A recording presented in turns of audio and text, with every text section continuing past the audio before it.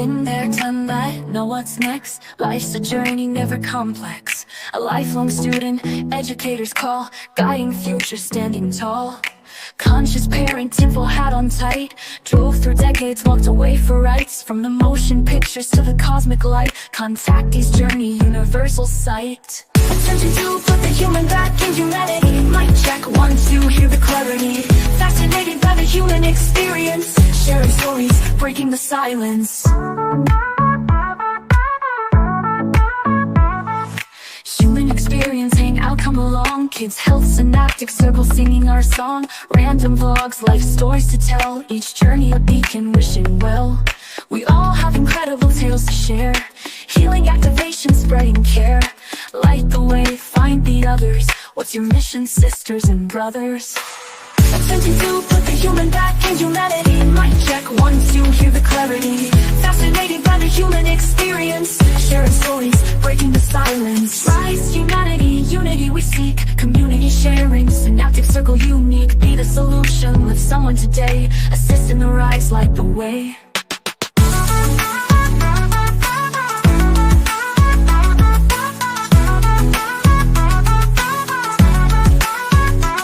May the song lift whoever comes across, and may you do the same, no matter the cost. Spread the light, ignite the flame. In unity we rise, forever reclaim. Attempting to put the human back in humanity. Mic check, 1, 2, hear the clarity. Fascinated by the human experience. Sharing stories, breaking the silence.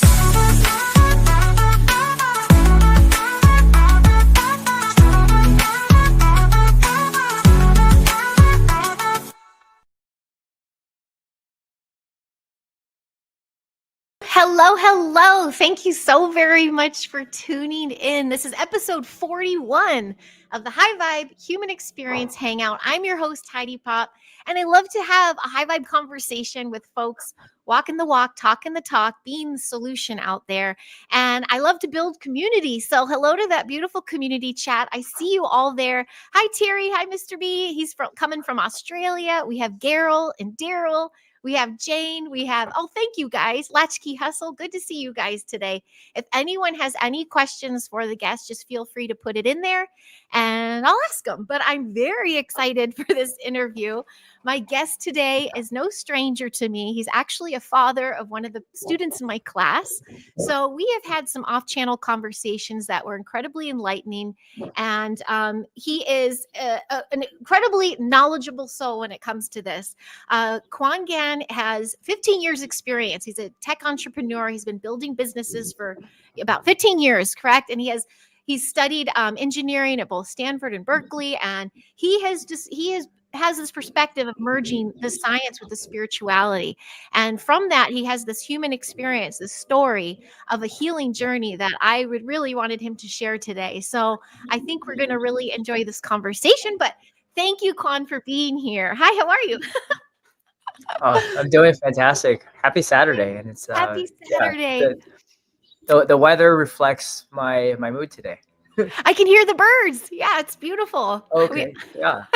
It's really sweet. Yeah, this is exciting. I know we had a really fun conversation after the carpool, and I'm like, oh my gosh, can I interview you? Like, what an amazing story to tell. And you know how much I care about your family. I think you guys just bring so much to the community, and you are part of that co-creation of this new earth paradigm. And so I was hoping you could share your story today, and maybe you can start by just telling us a little bit about yourself, like maybe how your journey began and how you fell into being such a book smart fella. Certainly. But before I begin, I really want to just say thank you and a word of appreciation to you, Miss Heidi. It's hard for me to say Heidi without the miss because I'm so used to you as being my kid's teacher.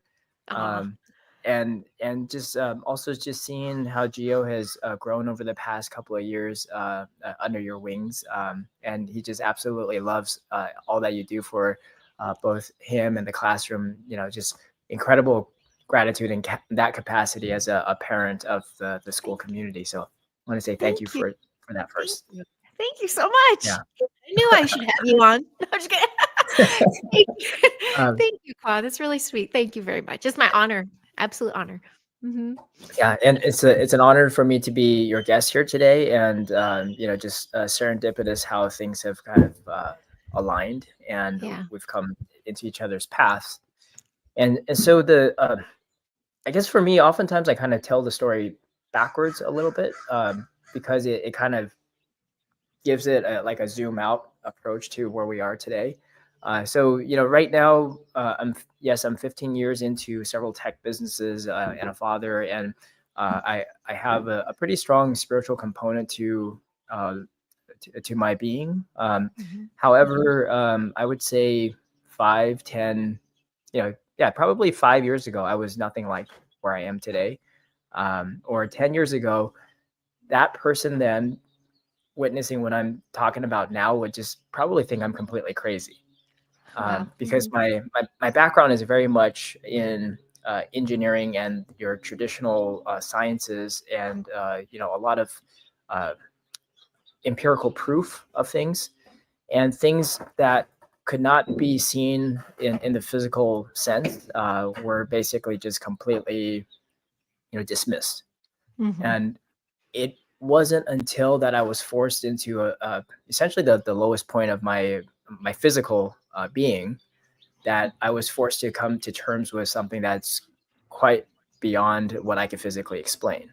Mm. Uh, and the backstory was that, well, literally, it was a backstory. So I had back pain for about 20 years, on and off, and it was I've and my parents, or my mom's an acupuncturist, and so she has helped me throughout the years, but she also has a Western medicine background, and so the traditional sense of that with back pain, you would have to get checked up, you have to get physical therapy, and then eventually it gets worse. And this is a herniated disc that I had, and we Mm. don't really know exactly how it happened, other than 20 years ago when I was in college. One day I ran across the Golden Gate, and then the next day I couldn't get out of bed. Mm. And it's just really uh, difficult to pinpoint that running would cause it. So the leading theory back then was maybe a childhood car accident or something that maybe got exacerbated through the running.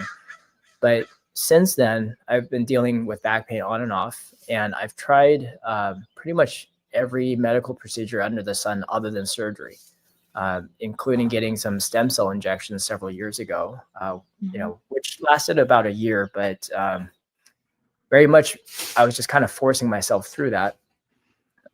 Ultimately, 2 years ago, it became so bad. I came back from a trip, and I tried to stretch myself with an inversion table, Mhm. and it basically popped my disc uh, in the spine. So what that meant was the material inside the disc actually kind of gushed out and pushed onto my spinal cord, to Oof. the point that it kind of pinched it, as much as like 75% in some areas. So I couldn't walk for several months, and I was in Mm. a wheelchair for about a month. The most pain I've ever experienced in my life. I've never had Mm. I never delivered a baby, so I would imagine it was probably, comparable to that. If Okay. um, And it was through this painful experience that I thought maybe, um, in a twisted way, I was like, okay, so it's so bad that I probably now can qualify for surgery, but my wife, she intuitively, she's like, no, don't do this, don't get surgery, you're gonna have to heal this in an alternative way. And I was very resistant to that, um, Mm. because I didn't know any better. But um, circumstances kind of forced me that I didn't really have a choice, because I also didn't want to go to the traditional medical route where you would be popping painkillers every single day.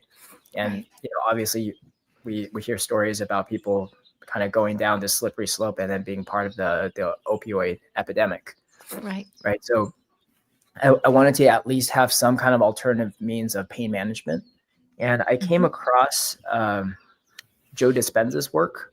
Mhm. Uh, just Mhm. pretty much searching the internet for anything that could possibly happen, right? So I saw a few testimonials and hearing about how he had healed his back and some other people not being able to walk for 20 years and then ultimately, uh, gaining their mobility again. I'm like, okay, well, what's the worst thing that can happen? I should just try this.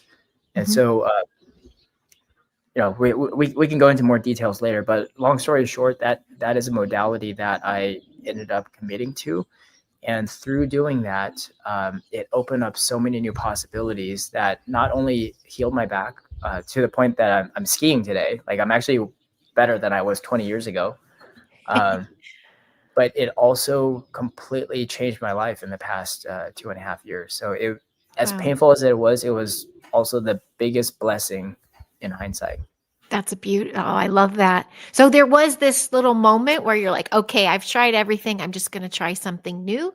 Or was it, an influence of your wife and um, was there It a was certain awakening moment, I it guess? was a nexus of several factors. Hmm. So yeah, um, it's just kind of such a blur now to look back at it. But Yeah.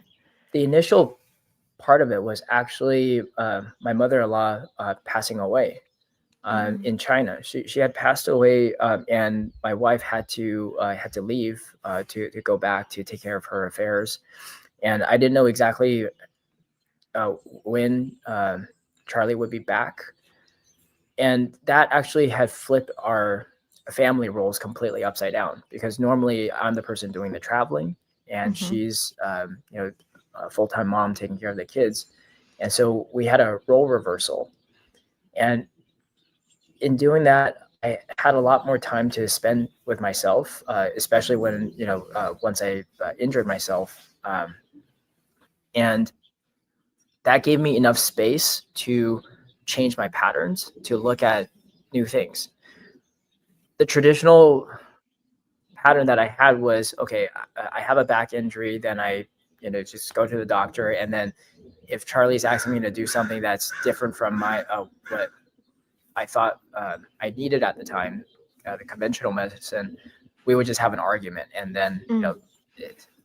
I would just kind of dig my heels in even further. But because she was gone and I had only myself to work through, it gave me enough time to consider the alternatives, and I think that kind of opened the doors. Hmm. And one of the things that actually happened was at this low point when I was at a trade show.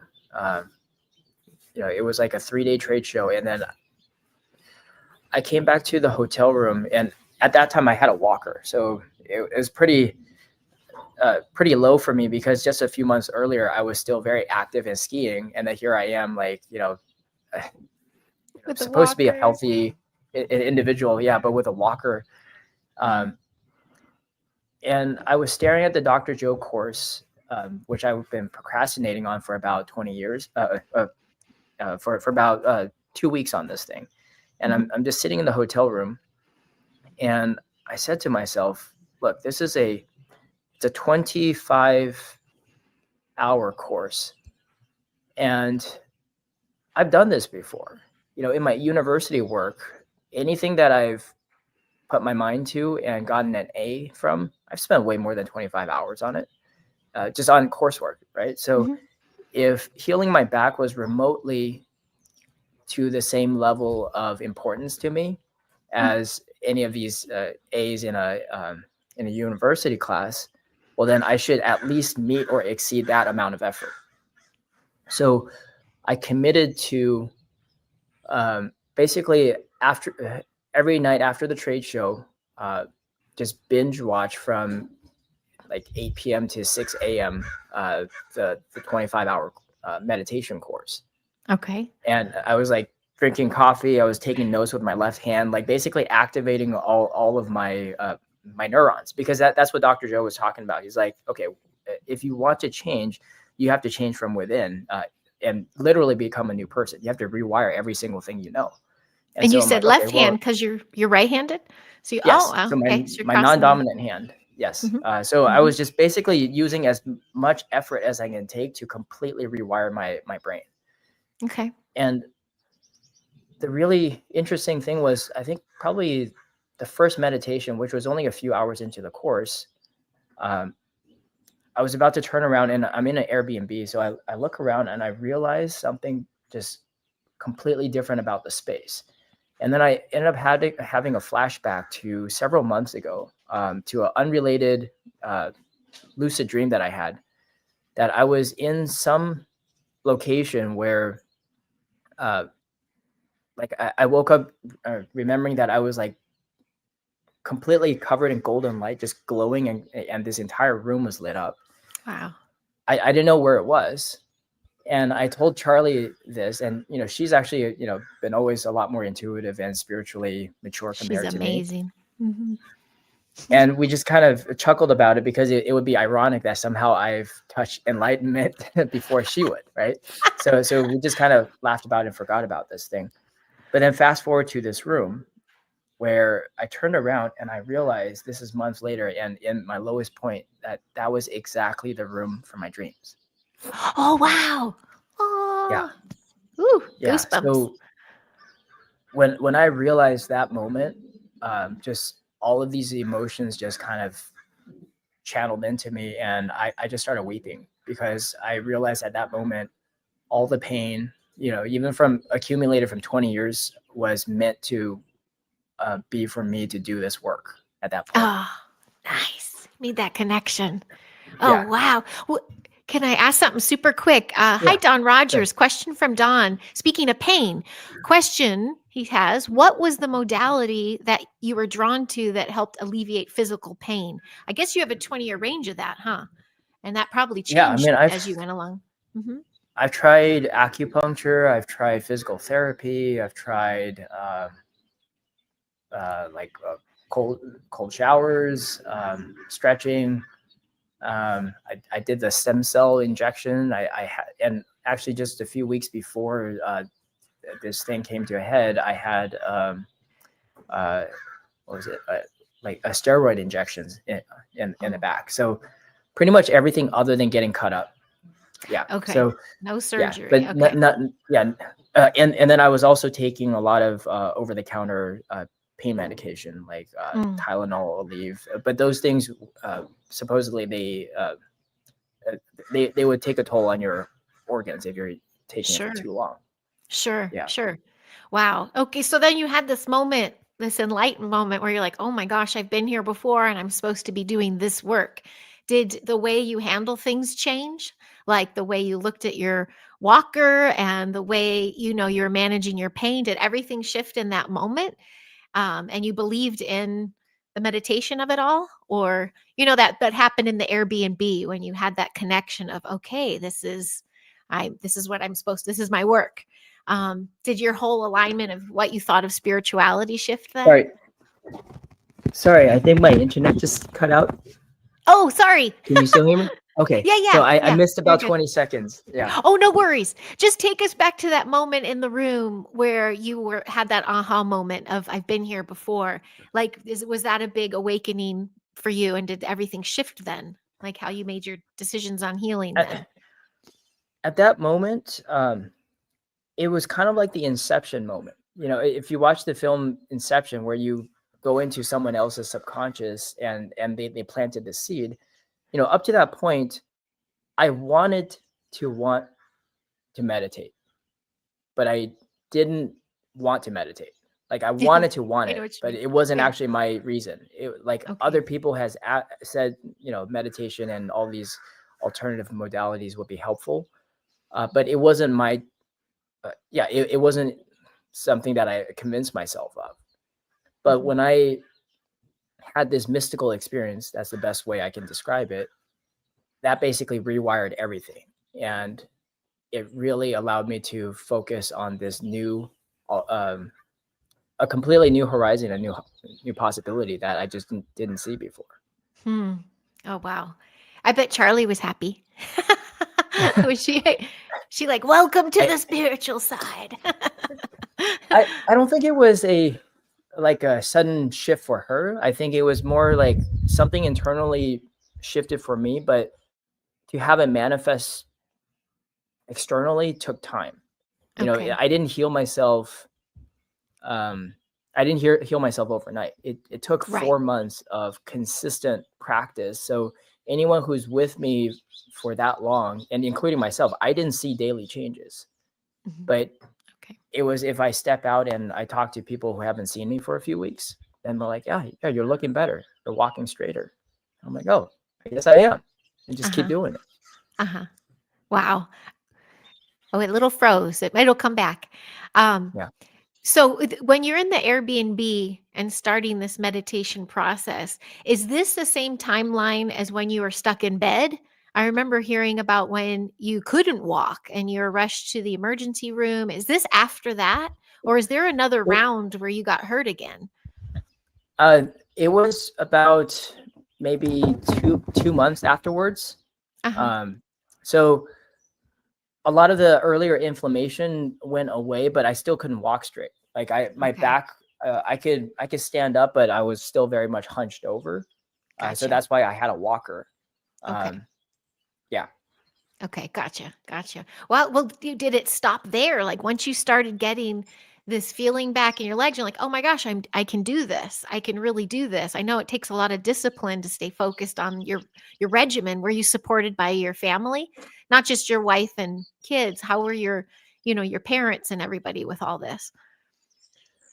Well, for my parents, especially my mom, her modality, or they wanted me to get surgery. They had uh, spinal problems, in their years too, and they've gotten surgery, and it had largely alleviated that for them. Hmm. So they thought that was that's the approach I should have taken. And Charlie obviously had her different opinion, so I was kind of stuck in the middle. Oh, So ultimately, I had to make my own choice and see it through. Um, but months later, and even having the MRIs to show that I did heal, uh, the proof is in the pudding there. So I yeah. think over time, my parents became much more supportive of it. Did the doctors want to know what you were doing? Like, because they were pushing surgery too, as well, right? So were they like, "Hey, how are you doing this?" Yeah. So one of the back specialists I had seen, he's basically questioning his career at that point because Wow. it's very different from what he's ever seen. But I also I have this common thought where maybe doctors would confuse correlation with causation. And what I mean by that is for every person they see with a back injury that ends up, in their office, maybe there's plenty of people that never end up in their office. So they may correlate, okay, coming to my office, you're going to have to go through this regimen of, dealing with the back pain through physical therapy, and then it eventually escalates, and then we got to get you surgery. So that's the only path they've seen. But what about the people who never made it into their office and they found some alternative way? They don't have that data. Mm, And so I wanted to make sure that I'm considering the whole picture and not just completely thinking that's the only way. gotcha. Gotcha. That's Mhm. really neat. That's kind of where the science and spiritual merge? Can you talk more about that connection? Because you do have that incredible background, and like you said, proof is in the pudding. How are you relating it all, and how could you bring it back to working on your consciousness and how your approach to life goes? I know that was a lot. Yeah, yeah, and absolutely. I think with the learning that I had from Dr. Joe, he was the person that really helped bridge that gap because something or actually, I just want to make sure, am I coming through still Yes. clearly? Because if not, Yes. maybe I should move to the other room. No, it's actually very clear on our Okay. end. Just chat, you'll let me Okay, know great. too, but to me it's flawless. Yeah. Okay, great. Um, things that seem completely opposite. Let's say you go eastward versus westward, but you realize if you go far enough in one direction, you're going to end up coming back around on the other direction, and vice versa. Mhm. And I'm starting to see that from science and spirituality as essentially two directions seemingly opposite in the beginning, but as you go further and further out, they actually will meet and then come back around. And what I mean by that is from the science standpoint, I mean, that's what I've known since the beginning, which is everything with proof. But when you get down to the subatomic level and you get into the quantum level, pretty much all matter just disappears. And you work with a completely set of new absurdities that very much has the observer and the object entangled. So there's no true objectivity when it comes to that. And so if you're, so it means by observing something, you're also changing the thing that you're observing, which just seems completely different from, your traditional science saying, oh, here's my phone. By looking at it, it's right here. It's not going to change. But at the subatomic level, those rules kind of go out the window. So that's kind of a hint that I got from the science and the quantum science side of things. But spirituality has always, really told us that our mind and the universe that we create are completely intertwined. So you're starting to find that they use the same language. And for me as an engineer, they taught you basically scaffolding systems. Like the complexity of the internet is still fundamentally created from zeros and ones in transistors that are combined to become gates, and then eventually circuits and chips, and then networks of computers. And so one person doesn't need to understand the entire complexity of this chain to enjoy the fact that we could be online like this, where I can send an email and it works. Mm-hmm. The same exact framework can happen in the fact that, in the double slit experiment, depending on how you set up the experiment, light could be seen as particle or wave. So the way we set up the experiment also changes it from the results. So that's almost like the zeros and ones. But you can see logically that essentially energy creates is the foundation of this entire reality. Mm. So we don't have to understand how thought really creates all of this, but it does. Just like we can send an email and we don't have to know exactly how the zeros and ones work, but if you really truly observe it, it does kind of lead into each other. Mm. Ooh, I love that. Thank you. And yes, Don, I'm hearing you. Quantum physics is where the science of spirituality is hidden. Why we're only taught material science in public school. That's true. Angel Wings, thank you for your question. Angel Wings wants to know, have you done any chakra work, or have you thought of doing any chakra work? The merge of our energy body to your physical so you can heal at a higher level. Have you worked with the chakras? Oh, well, so the modality that Dr. Joe teaches is essentially that, but he doesn't necessarily use those terms because some of those terms may have certain Eastern connotations that may not be receptive to certain audiences, including myself, right? Like if I heard the word chakra back then, like it just felt like so far off on the other end that I just dismissed it. So Dr. Joe teaches, he calls them energy centers. And he also maps them into basically a lot of these are bundles of neurons that come together through our body. And then as you're doing the meditation, you're focusing on these energy centers, and he just simply assigns them a number. So he'll assign 1, 2, 3, 4, 5, 6, all the way up to 7, which are essentially the chakras. And as you're working through it, you bless them, and you even map onto it certain feelings that you would have. And by doing that consistently over time, it that essentially manifested my healing. Yeah. Now, there was one additional component that I really appreciate about his teaching that really also kind of bridged the gap between the science and the spiritual part of it, is that if you look at operating a computer, or you have a browser window, a browser, and you have like 100 tabs open, your computer is going to slow down, and you're probably going to get a bunch of garbage or malware, and your computer is not going to be operating optimally anymore. And if you wanted to clean that, sure, you could try to close the browsers, but maybe you already had something that's like deep into the system. So even if you restart, it's not going to help. So at that point, what would you do if it's a computer system? To reboot? I don't know. Reboot Well, it? Or, but sometimes it stays with you when you reboot, right? oh, So, yeah. and the analogy is like even if you go to sleep, you wake up, you're still stuck with the same problems. Okay. So, Okay. Yeah. the computer analogy is you probably have to reformat the computer, Mm. reformat the Uh-oh. You're frozen. One sec. Speaking of reformatting the computer, thank you folks for the chat. Here you are. Sorry.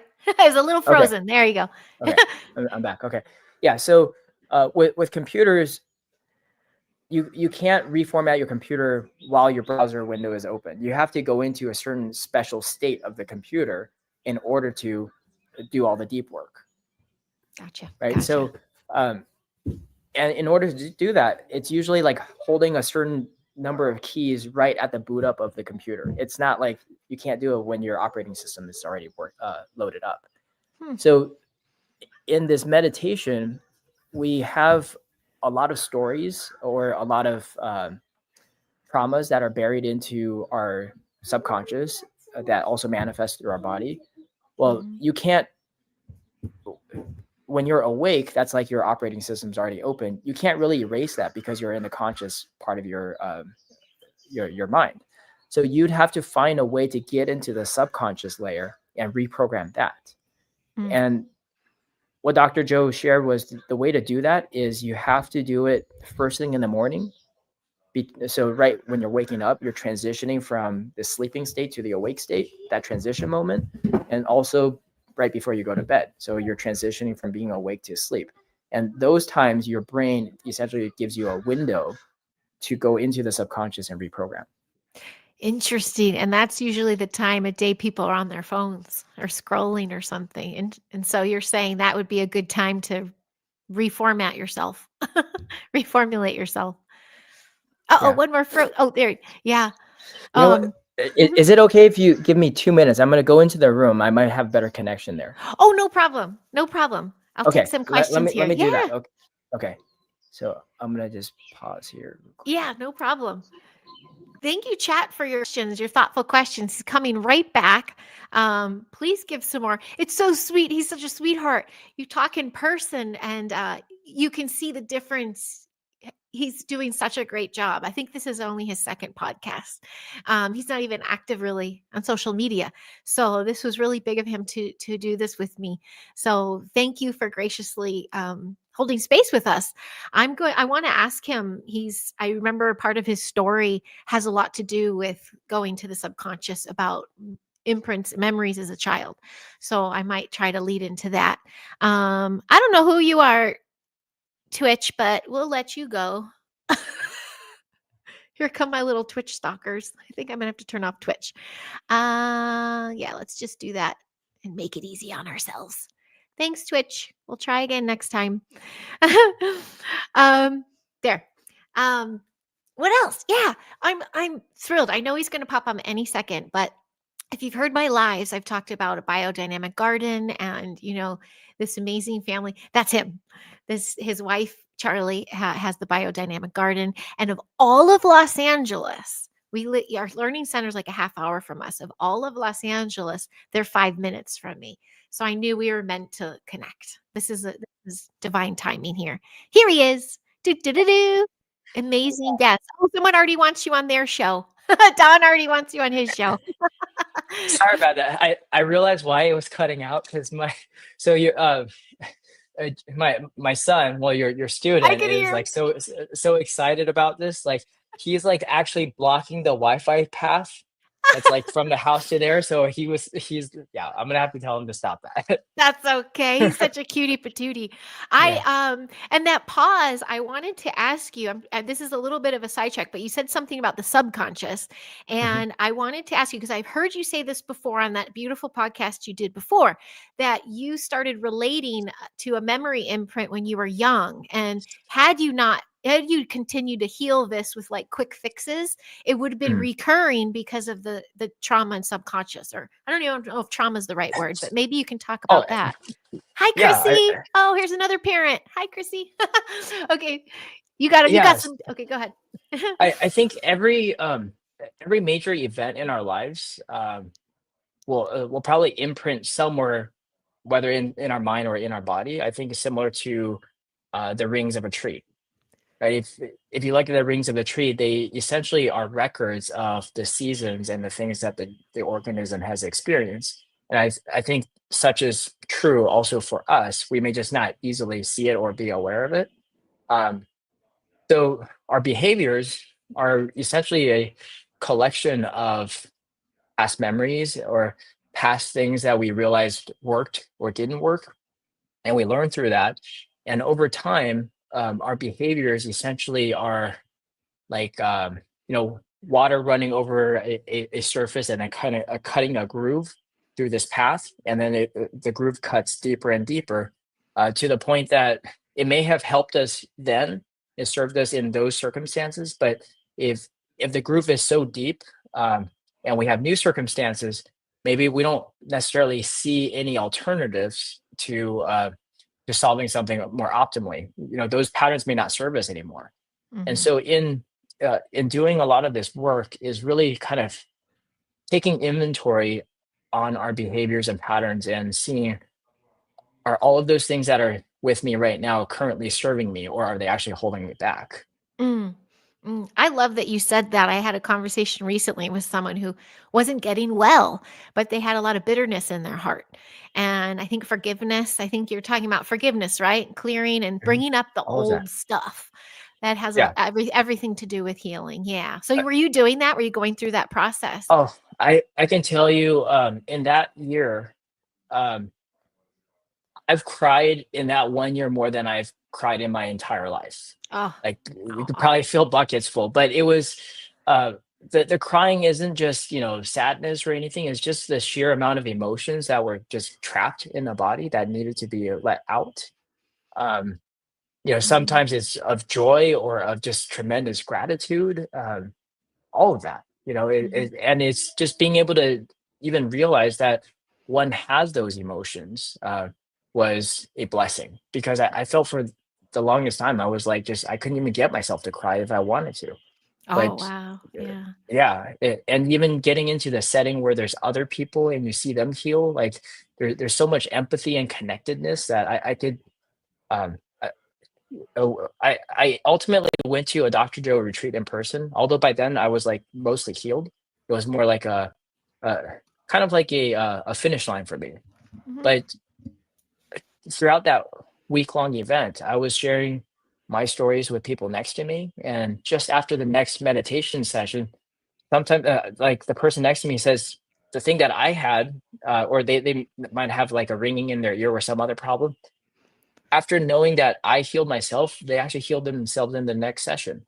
Ah, I love that. That's what I'm talking about. The walking walk, talking, that's how you lead and guide. Mhm.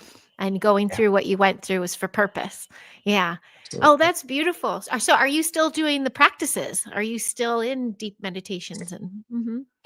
I still do it quite often, maybe not as regular as then, but it's a regular practice that does follow me, and also it's like, when I travel a lot, for adjusting to jet lag, or just if I'm not having sleep, meditation is a great way. I try not to watch too many movies on the plane anymore, and I just at least get in a few cycles of guided meditations. Oh, I love. And I know Charlie's really into qigong. Are you doing the same? I know that's another So modality way, isn't it? yeah, we've both. I've done it along with her, but it's more of her modality. Mhm. Although that practice was actually kind of the can opener so to speak, into my spiritual experience, because when when Charlie first discovered the Qigong Grandmaster a few years ago, uh, back then in my um, in our marriage, like we were both pretty preoccupied with our own things. So I was focused on work, she was focused on the kids. So from a intimacy standpoint, we've kind of drifted for some time. I think it's pretty natural for parents. And so she said, "Okay, I want to check out this qigong modality." And in support, but also I didn't want her to just run away and, you know, never see her again. I decided to go to this seminar and listen along. And she, right after the seminar, she felt something so strong that she just essentially just kneeled in front of the grandmaster and asked to be a student. And when I saw that, you know, this is like 5, 6 years ago, I was so shocked by that. I thought I had lost my wife at that point. Oh, Yeah. aw. So it was not in the best of circumstances that I came to approach this modality. But ultimately I did go and learn it. It was also the single biggest challenge for me from a personal growth standpoint because up to that point in my life, I was always the dominant alpha, whether that is, you know, in the household or in running businesses. You know, it's like or even my studies academically, I've always been at the top. And to go into a spiritual master and basically be told that for all the merits you have, those actually count against you in your spiritual development. Ooh. Like what a what a You're smack like, in the face, right? yeah, right? Yeah, she's like, you are the worst type, you know. Oh Like no. I've dealt with university people, and you guys are the hardest to be taught because you come with a cup completely full. So how would you expect me to give you anything? Oh wow. Hey, Yeah, okay. and Tough so egg to I was, crack. yeah, I was very resistant to that. Um, uh, and it was like it was like all the fibers of my being didn't want to do it. And then fast forward to, you know, me dealing with a back pain. I'm in the hospital and Charlie is in China. She's telling me to practice this qigong exercise that I was very resistant to. And I was just like, I don't know if I can cuss in your show, but basically, That's all who right. who who the f are you to tell me what to do with my body? You know, I'm in this much pain, and I just wanted to get some surgery and cut it out. And because Charlie was not there to have this kind of back and forth moment, because the more she would tell me to do something, the more resistant I become. Mhm. It gave me enough space to absorb potentially some alternative opinion and just to entertain the Yeah. fact maybe she has something of value to say. She's not crazy, or you know, so maybe I should see what it might be on the other end. So in my meditations, I started just kind of a deeper introspection to see where I might have my blind spots. Hmm. And once I realized that, I realized why I was so resistant to Grandmaster was because she's the first person in my adult life to actually challenge my ego. Oh, nice. That is a tough that so did that begin to crack a little bit? You're like, "Wait a second." But it was Yeah, important that you were alone, right? So you had your space and time to I needed process. my space, yes, Mhm. because you know we're entangled with every person or everything around us, and so Mhm. if those things around us keep bringing us memories of the past, then we can't actually make any changes because it's like we're already locked to it. Mm. But it's only if you one stays really by themselves for a long time and remove themselves or put themselves into a different atmosphere. So for me, I was in a hotel room, you know, months later with the Dr. Joe stuff. Like I was in a completely new environment, so it was kind of a blank canvas to recreate new neurons. Versus Mm. if I'm, you know, back home or she's right next to me, you know, we go through the same dynamics. It's going to actually Mhm. lock me into my old patterns. Nice. Okay. Very similar. It reminds me of like animals that get wounded and go off to be by themselves to Mm. regenerate or heal, or the man on the mountain that retreats to the mountain to just go Oh, within.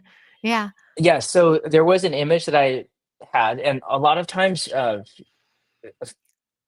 I take movies literally, even though they are movies, but I think symbolically they are good enough to be literal in some sense. So, did you Absolutely. ever watch the Revenant with Leonardo DiCaprio? I did not. I think you asked Okay, me.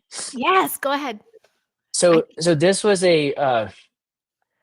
so he was like out in the wilderness, and he got mauled by a bear, and I think he, like basically broke his back and like this huge gash or something, basically left for dead.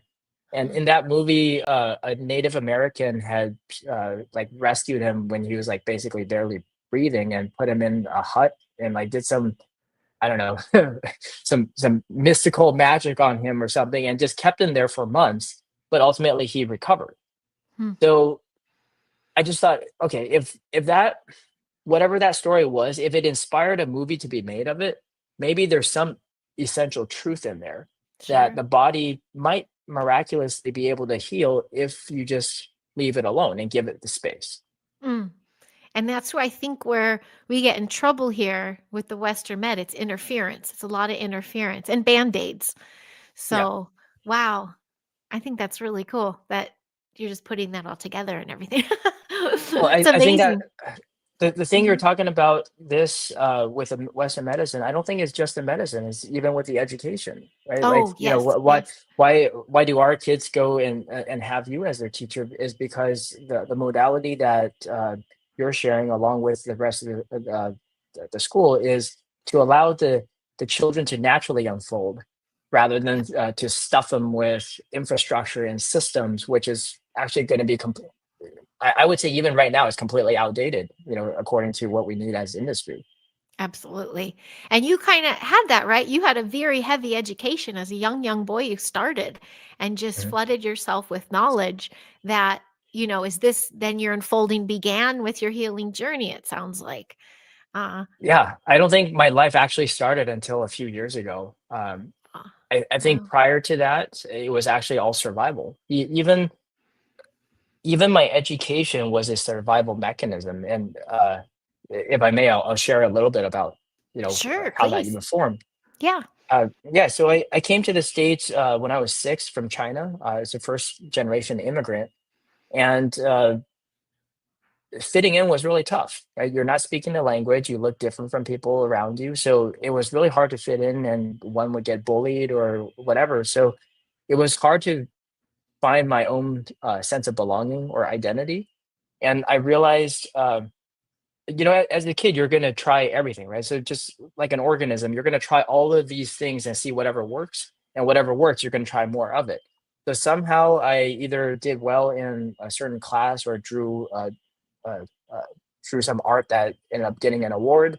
Or later on, my dad, he came over for a summer, and he tutored me in math, and I advanced uh, forward from, pretty significantly, so that when I was in class, I was the best at math in the class. So those eventually got reinforcements by the teacher or surrounding environments. I'm like, oh, of all the things that didn't give me good signals, somehow these two gave me positive signals. So I'm going to pursue that. And ultimately, my intellect became my only defense.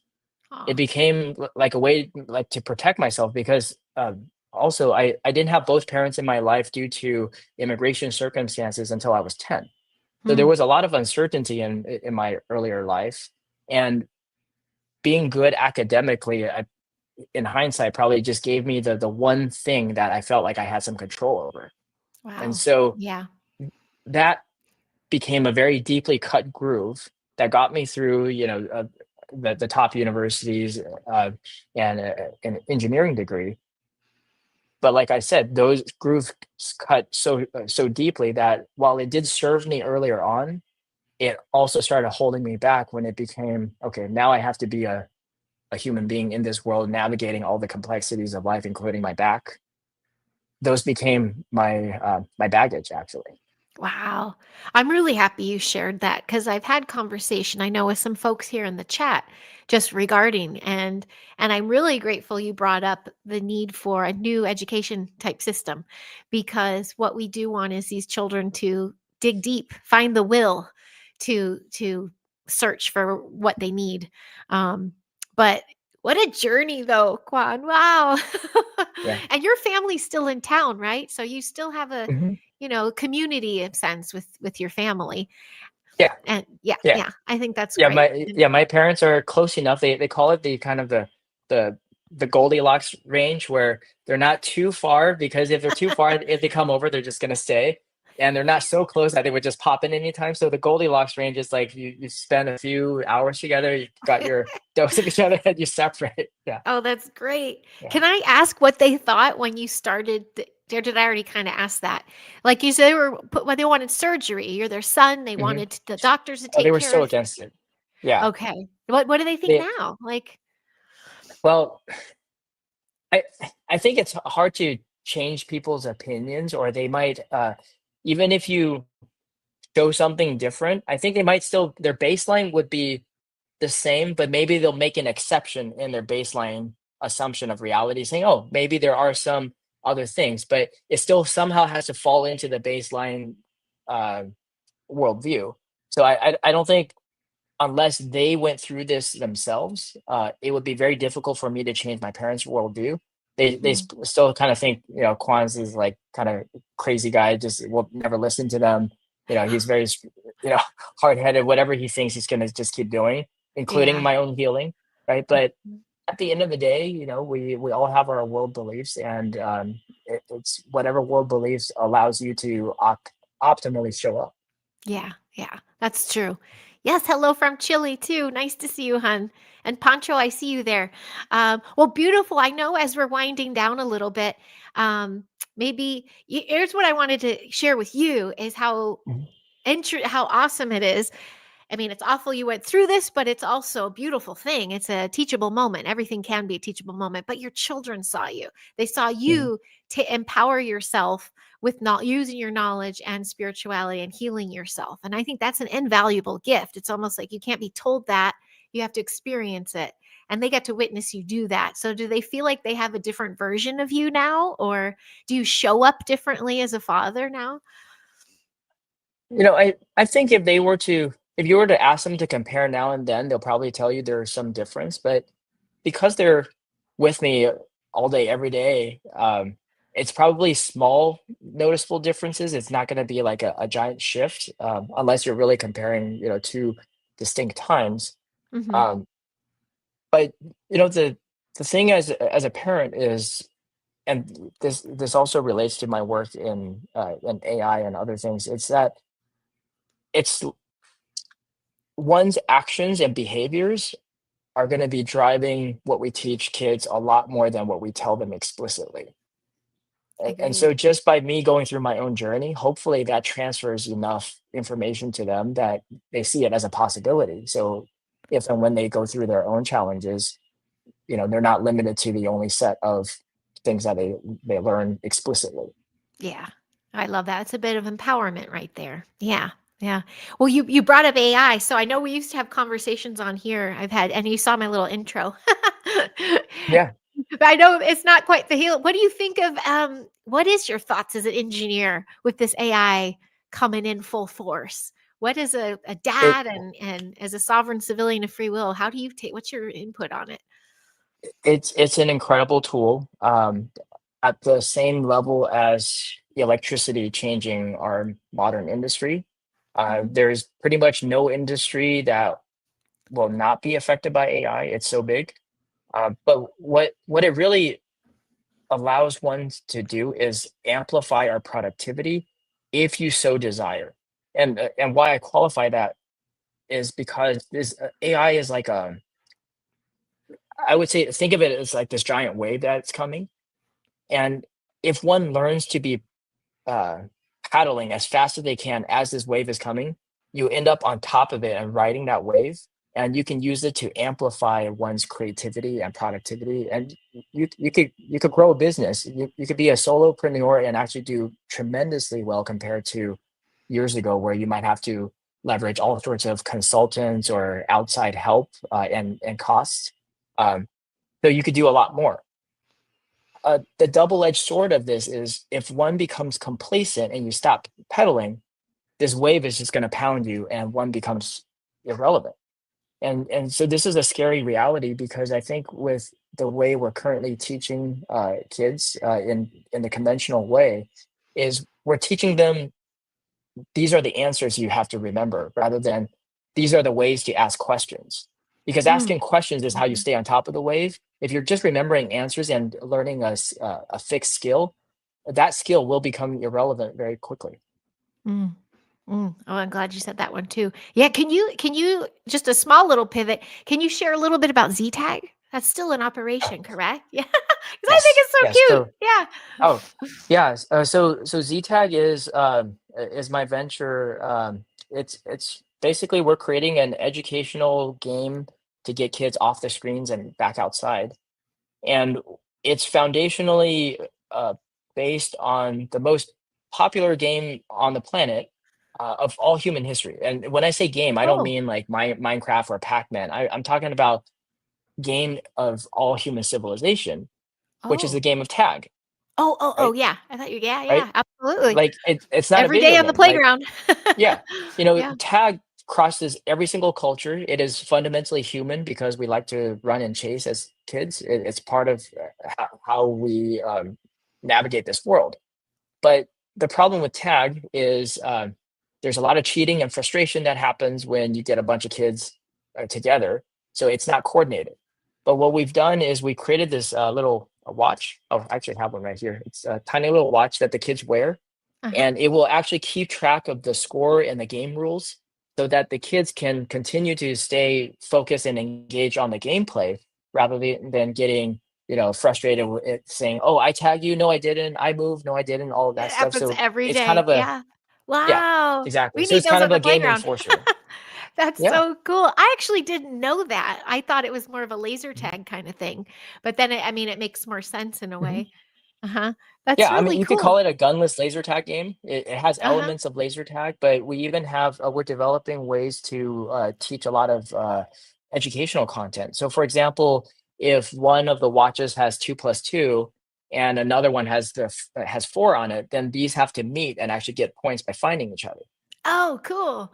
Oh, that's really cool. And you're going to schools and stuff, right? Or you're traveling still So to we put this yeah, we out there. mainly sell this to after school programs throughout the United States, Mhm. especially in communities of need. So these are schools that are in very low income populations because they typically don't get very much access uh, to high end technology, and also they're I would say in these communities they're most susceptible to screen time because if the Mhm. parents are lacking resources to take care of their kids, well, then the default is to feed them an iPad or an iPhone. But Yep. then you're sucking them into the modern day consumerism, and they're just,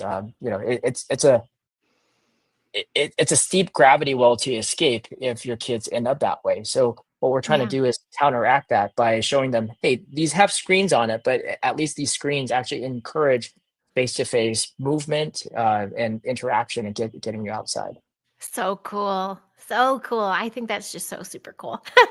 And I know you, but you have a million other plates twirling as well. So yeah, you got a lot going on. Yeah. Well, with that being said, I know you have a lot going on. I won't keep you much longer. You're not very active on social media though, are you? So I'm pretty yeah. quiet personally. I mean, we Yeah. have our company pages, but I'm quite quiet. Yeah. Okay. Well, like for instance, Don, if he wants to reach you to come maybe speak on his show, I know you're traveling for the Hmm. next month or two. Maybe Yeah. at some point I can connect you guys Okay. on the Wonderful. back channels. But if there's any way to reach you, do you want them to go through me? They can reach out to you. They can find me. I do have a LinkedIn. I don't check it very much, or you could put my email out there. Oh, okay. If Yeah. you're shy, So it's fine just with that. Quan. Yeah. I'll, Yeah. uh-huh, Yeah. It's just okay. Quan at ZTAG.com. So they can send me an email. Okay. Okay. So there you go, peeps. Hmm. Well, wonderful. Well, I really appreciate you doing this with me. I don't know if Gio's around now, but tell him you did a great job. Thank you. And folks, thank you for being in this chat. Yeah, there's some gratitude coming in. So I didn't know if you got to see the chat on your end, but very lively, fun chat. And hello to the replay crew. I know I get a good replay view count. So hello, thank you for being here. Don't forget to hit like and subscribe. Um, and I'm just honored and grateful that you shared this with me. And I really, really adore your family. You guys are a blessing. When you were off for a minute going in the house, I was telling folks, I really this sank hard for me, especially when I did that first teacher visit and met Geo. But of all of LA, our learning center is a half hour from us, but of all of where we could be, you guys are 5 minutes from me. Mm. So that's not to be looked over. That I feel is for a reason. So yeah, we're meant to We're co-create. neighbors. We're Yes. neighbors.